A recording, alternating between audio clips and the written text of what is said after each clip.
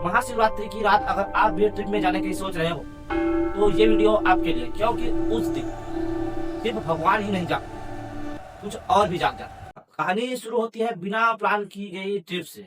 महाशिवरात्रि का दिन, शहर बहुत भीड़ भाड़ और मंदिरों में घंटियां बज रही है और सभी जगह ओम नमः शिवाय की आवाज गूंज रही थी। हम 5 दोस्त कॉलेज के बाद एक लंबी ट्रिप में जाने की सोच रहे थे। कोई अच्छी जगह ट्रिप में चलते हैं। आज महाशिवरात्रि का दिन है तो हम लोग कहीं पहाड़ी इलाके में शिव मंदिर में चलते हैं। वहीं आज एक रात स्टे करेंगे, फिर मस्त से वहां से वापस आ जाएंगे घूम फिर कर। हम सबको आइडिया बहुत अच्छा लगा। हम सभी ने हाँ कर दी और ना ज्यादा सोचा ना ज्यादा कुछ पैक किया, बस गाड़ी पकड़े और निकल पड़े। वो रास्ता जो हम जाने की सोच रहे थे मंदिर, वहां का ना मैप में ठीक से नहीं दिखता और वो करीबन करीबन शहर से 70-80 किलोमीटर दूर कहीं पहाड़ी में है और वहाँ कच्चा रास्ता, कम से कम हम लोगों को 15 किलोमीटर जाना पड़ा था। जैसे जैसे हम लोग मंदिर के पास जाते गए, मैप हमारा बार बार गोल घूम रहा था और नेटवर्क गायब होता जा रहा था।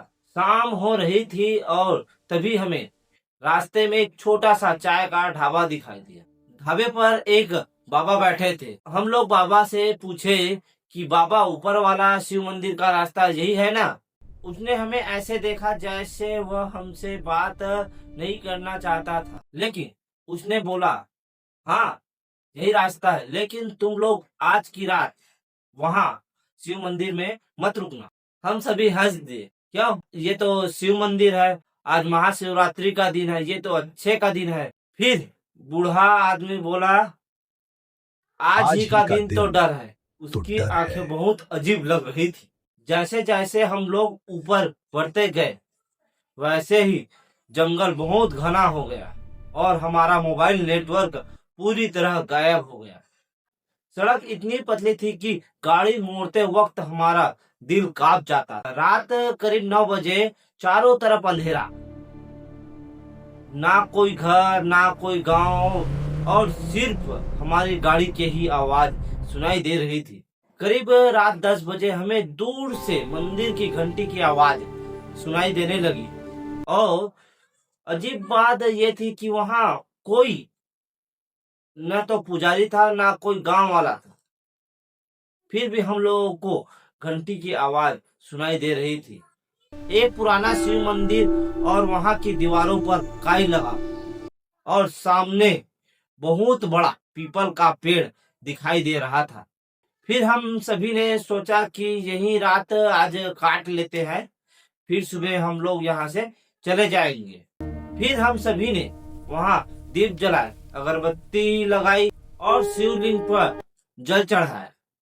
और फिर रात 12 बजे अचानक मंदिर के पीछे से डमरू की आवाज आने लगी। आवाज धीमी धीमी आ रही थी लेकिन लगातार आ रही थी। हमने सोचा शायद हवा होगी। एक दोस्त बोला, यार कोई चल रहा है क्या? हम सभी चुप हो गए। सच में मंदिर के चारों तरफ कदमों की आवाज सुनाई दे रही थी लेकिन कोई नहीं था। करीब 1:30 में हमें पीपल के पेड़ के सामने एक परछाई दिखी। धीरे धीरे वह साफ होने लगी और उसमें हमें एक औरत दिखाई देने लगी। वह सफेद साड़ी पहनी थी, उसके बड़े बड़े बाल थे, वे हमें खुले बाल, आधा चेहरा दिखाई दे रहा था। वह मंदिर की तरफ देख रही थी। हम में से किसी की हिम्मत नहीं हुई कि हम उससे कुछ बोल सके। उस औरत ने हमारी तरफ बिना देखे उसने कहा कि आज की रात तुम लोगों को यहाँ नहीं रुकना था। आवाज बहुत भारी थी, जैसे एक साथ 2 लोग बोल रहे हो।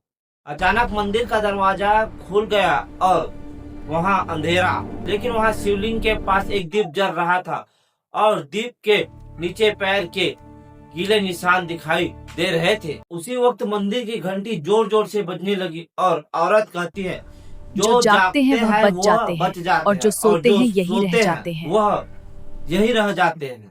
इतनी कहकर वह औरत पीपल के पेड़ में समा गई। हम सब डर कर कांप रहे थे, तभी एक दोस्त बेहोश होकर वही गिर पड़ा।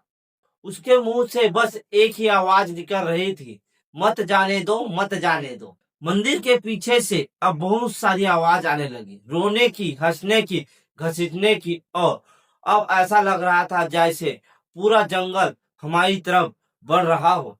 हमने बिना कुछ सोचे सीधे गाड़ी में भागा और गाड़ी स्टार्ट की, लेकिन गाड़ी स्टार्ट नहीं हो रहा था। तभी डैशबोर्ड में लिखा आया, महाशिवरात्रि की रात सबको यहाँ से जाने की अनुमति नहीं होती। पता नहीं कैसे आंख खुली तो सुबह हो चुकी थी। हम सभी मंदिर के बाहर और गाड़ी सलामत थी, जैसे कुछ हुआ ही नहीं। हमने नीचे जाकर गांव में लोगों को बताया तो एक बूढ़ी औरत बोलती है, हर महाशिवरात्रि वह मंदिर खुलता है, लेकिन इंसानों के लिए नहीं। आज भी हम पांचों में से कोई भी महाशिवरात्रि की रात ट्रिप में नहीं जाता, क्योंकि हम सभी ने सीख लिया है कि कुछ रातें भगवान के लिए होती है। अगर कोई इंसान उनके बीच में आ जाए तो वो सिर्फ कहानी बन जाते हैं। अगर आप लोगों को ये वीडियो अच्छा लगा हो और इसी तरह की हॉरर स्टोरी सुनने के लिए आप लोग इस चैनल को सब्सक्राइब कर सकते हो, लाइक कर सकते हो और अपने उन दोस्तों के पास शेयर कर सकते हो जो ट्रिप में साथ जाना चाहते हो। जय हिंद, जय भारत।